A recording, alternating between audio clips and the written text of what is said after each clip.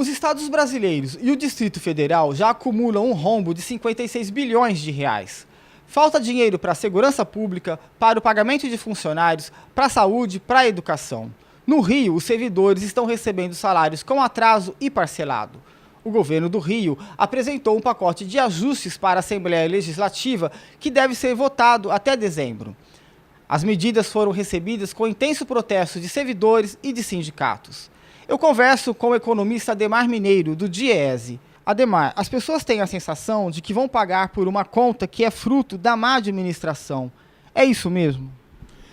Olha, parcialmente é isso. Você tem um problema de gestão aí que tem a ver com tanto, digamos, o volume de pessoas comissionadas no governo do Estado, quanto a questão da transformação das terceirizações em um grande negócio, né, em que, digamos, de um lado, funcionários públicos não são contratados e empresas são contratadas, ou cooperativas, ou CIPs, para fornecer esses trabalhadores, às vezes até de setores essenciais, como saúde. Né? Então, digamos, tem um problema por aí. Agora, tem um problema central, eu acho, que tem a ver com a situação do país como um todo. Ou seja, na medida em que você tem uma recessão instalada no país, cai a arrecadação, né, não só do governo federal, como dos estados e também dos municípios. Né? Então, digamos, tem esse pano de fundo. No caso do Rio de Janeiro, além disso, você tem a questão da queda dos preços do petróleo, que impacta aí a arrecadação de royalties, e, em se tratando dos royalties, uma mudança recente de 2014 também, em que você alterou a forma de divisão dos royalties entre os estados, que antes era centrada nos estados produtores de petróleo, e o Rio de Janeiro produz 80% do petróleo nacional, e passou a ter uma divisão maior também com estados não produtores.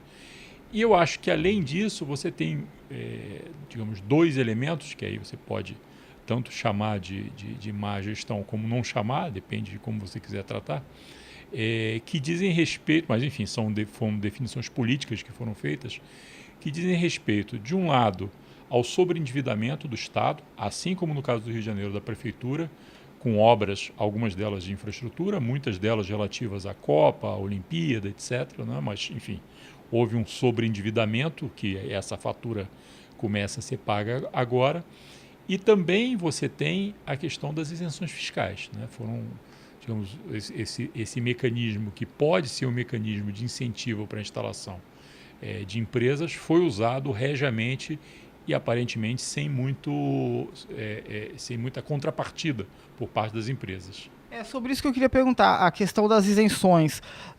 Salão de cabeleireiro, casa de massagem, afinal, quais os critérios para se conceder tanta isenção fiscal? E qual a contrapartida dessas empresas, dessas pequenas empresas? Evidentemente, para setores industriais e outras empresas da área de serviço, você teria que ter uma exigência de contrapartida que aparentemente não foi colocada. Agora, para uma série de empresas menores, aparentemente você não tem nenhuma justificativa. De qualquer maneira, acho que a gente vai ter que chegar em algum momento perto do que realmente significam essas isenções, né? Na avaliação do Tribunal de Contas, você tem alguma coisa na ordem de 130 e poucos bilhões de reais, dos quais 30 e poucos bilhões o Estado não veria nunca mais, né? E os outros você teria, digamos, alguma possibilidade de que, com o crescimento da economia, eventualmente você tivesse alguma recuperação disso aí. E, além disso, você tem estimado cerca de 60 bilhões de digamos, dívida ativa, né, que o Estado não recebeu e que teria que executar algumas empresas, nesse caso, para receber esses valores. Então, digamos, você tem muitas coisas a receber. Agora, de qualquer maneira, eu acho que tem esse pano de fundo da crise nacional, que também afetou aí, a arrecadação dos estados, né? No caso do Rio, alguns analistas já afirmavam que a economia não vinha bem. Os royalties encobriram essa situação? Os royalties, na verdade, já há bastante tempo, se a gente voltar no tempo, no final dos anos 90, houve uma renegociação a respeito da dívida dos estados, quando veio a lei de responsabilidade fiscal, e essa renegociação das dívidas dos estados, em que os estados pararam de poder colocar dívida no mercado. Você federalizou as dívidas e passou a ter uma relação de pagamento dessas dívidas dos estados com o governo federal. As condições alegadas naquela época eram draconianas, e tanto que governadores importantes de estado, na época do Rio, São Paulo, Minas Gerais, resistiram a isso. No caso do Rio de Janeiro, foi aberta uma janela que era a possibilidade de utilização dos royalties, não é? E equacionado, de alguma forma, que o fundo de pensão dos funcionários estaduais seria coberto com esses recursos dos royalties. Essa solução, que foi uma solução que funcionou enquanto, digamos, você recebeu muitos royalties e o preço do petróleo estava muito alto internacionalmente, aparentemente não resistiu a uma primeira baixa brusca nos preços do petróleo, e você, digamos, passou a ter o pagamento aí dos aposentados e pensionistas do Estado, de novo tendo que sair do orçamento, né? Como o senhor avalia as propostas do pacote, né, de ajuste apresentado pelo governo? O Ministério Público considerou pelo menos algumas 20 medidas como inconstitucionais. Eu acho que tem muita maquiagem nesse pacote, que as medidas de fundo, quer dizer, o que você poderia colocar em discussão que faria algum efeito, não é?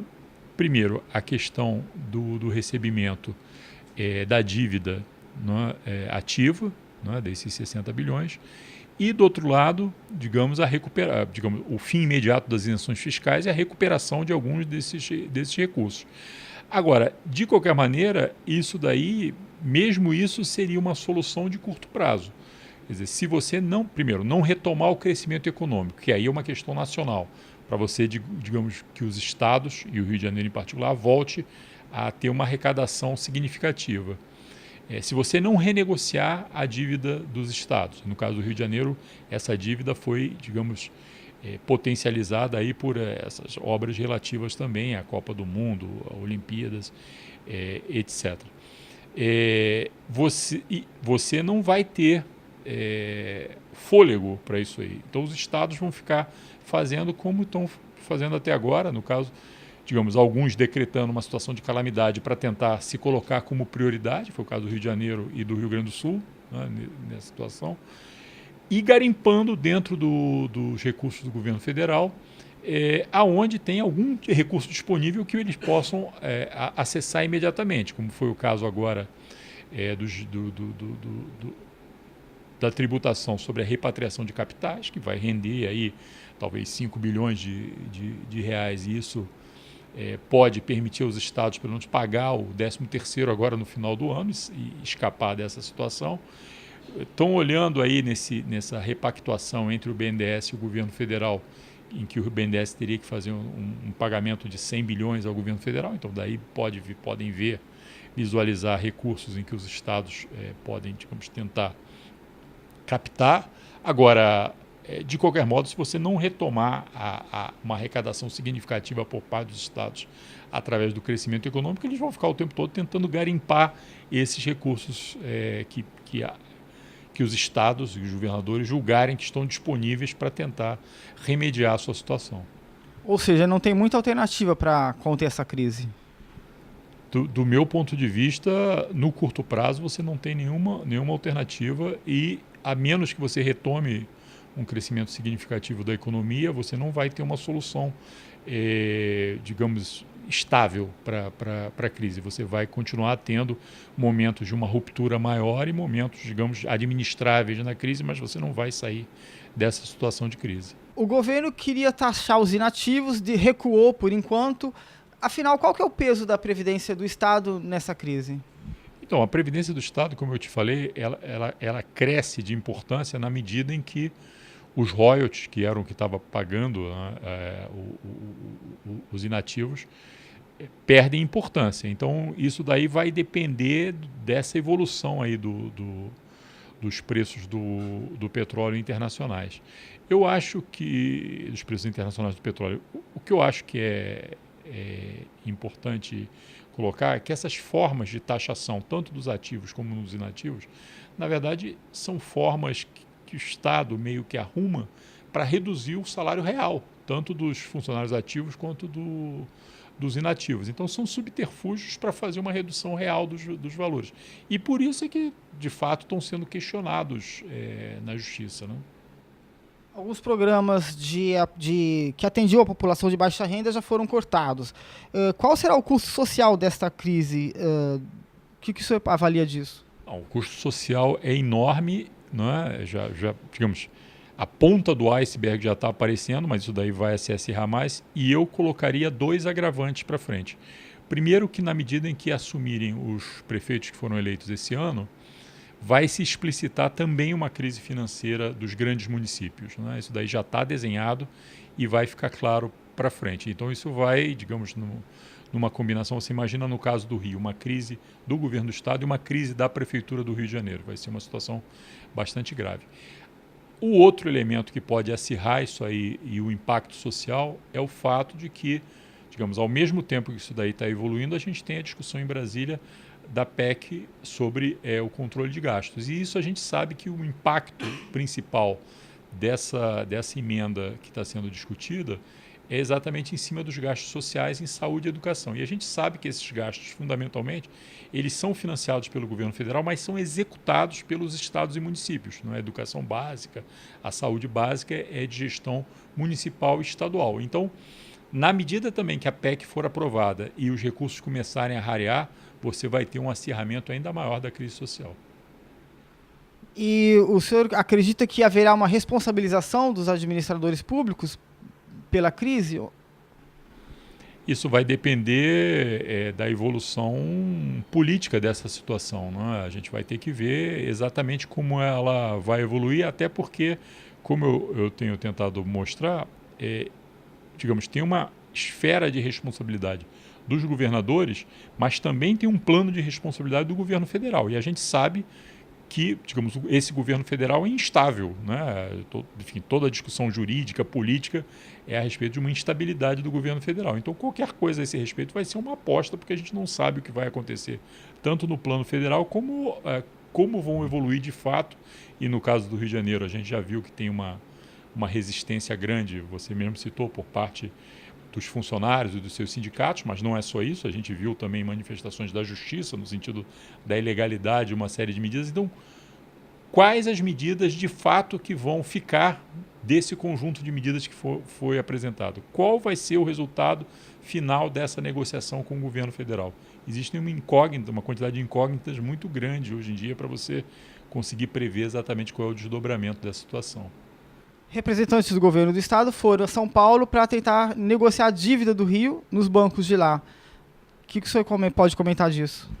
Olha, você tem dívidas de vários lados, mas eu imagino que o fundamental dessas dívidas, que tem a ver com infraestrutura e também com as obras, no caso do Rio de Janeiro, relativas à Copa e às Olimpíadas, são tanto com bancos federais, né, especialmente o BNDES, né, quanto com instituições internacionais que também financiaram, como o caso do Banco Interamericano, do Banco Mundial.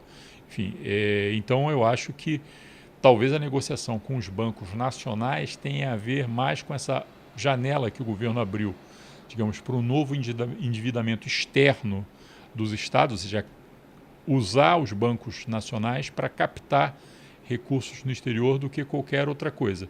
Agora, isso coloca um novo perigo, né? Que você vai captar recursos teoricamente mais baratos do ponto de vista de taxa de juros, mais arriscados do ponto de vista do risco cambial. Ou seja, os estados vão estar de novo se endividando em dólares, em moeda internacional, e aí vão ficar expostos a variações dessa moeda internacional num cenário que, especialmente depois da eleição do presidente Trump nos Estados Unidos, também se mostra um cenário absolutamente incerto, né? E, para finalizar, falando em cenário incerto, como que o senhor imagina o Rio daqui 2 anos?